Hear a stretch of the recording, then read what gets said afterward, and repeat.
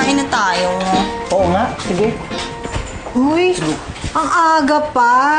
Paano yung outreach program natin? Eh di gawin mo. Gutom na ako eh. Siguro.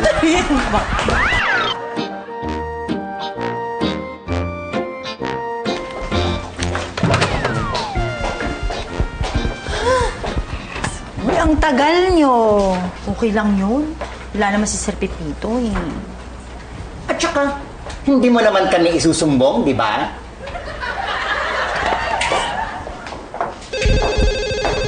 PM Mineral Water, can I help you? 3 oras na akong tumatawag sa inyo. Bakit walang sumasagot? Bakit? Eh bakit nga ho ba? Sino ho ba kayo? Ako yung kanina pang tumatawag sa inyo na may reklamo, hindi ko masabi dahil hindi nyo sinasagot ang telepono. Mga walang kwenta. Eh mga wala pala kaming kwenta, eh bakit pa kayo tumatawag? Bakit ka nga? Taga-Baliwag, Bulacan. Hello? Sino ka? Nasaan yung lalaking kausap ko kanina? Babae ka ba? Feeling ko naman, oo. Niloloko mo ba ako? 3 oras na akong tumatawag sa inyo, ngayong may nakausap na ako, hindi nyo ako siniseryoso. Mga baliw ba kayo? Hindi po. Parang kayo po ang baliw kasi tatawag-tawag kayo dito tapos nang-aaway kayo. Sabi ko sa'yo eh, taga-Baliwag, Bulacan yung customer na yan. Eh, bakit yung inaaway? Hello po. Reset!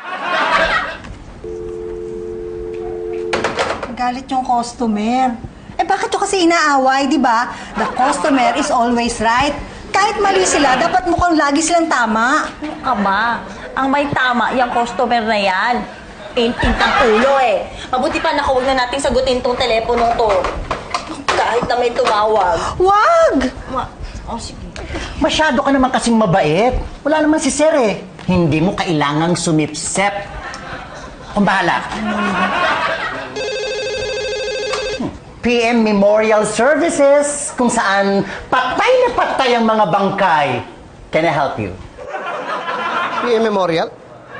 Sir Pepito? Vincent, ikaw ba yan? Hindi ho ako to.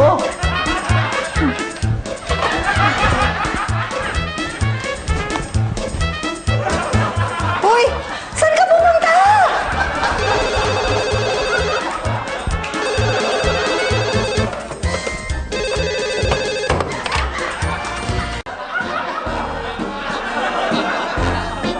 Paliwanag nyo nga kung paano tayo nagkaroon ng bashers, ha?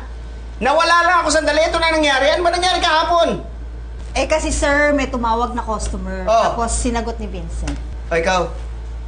Ano nangyari?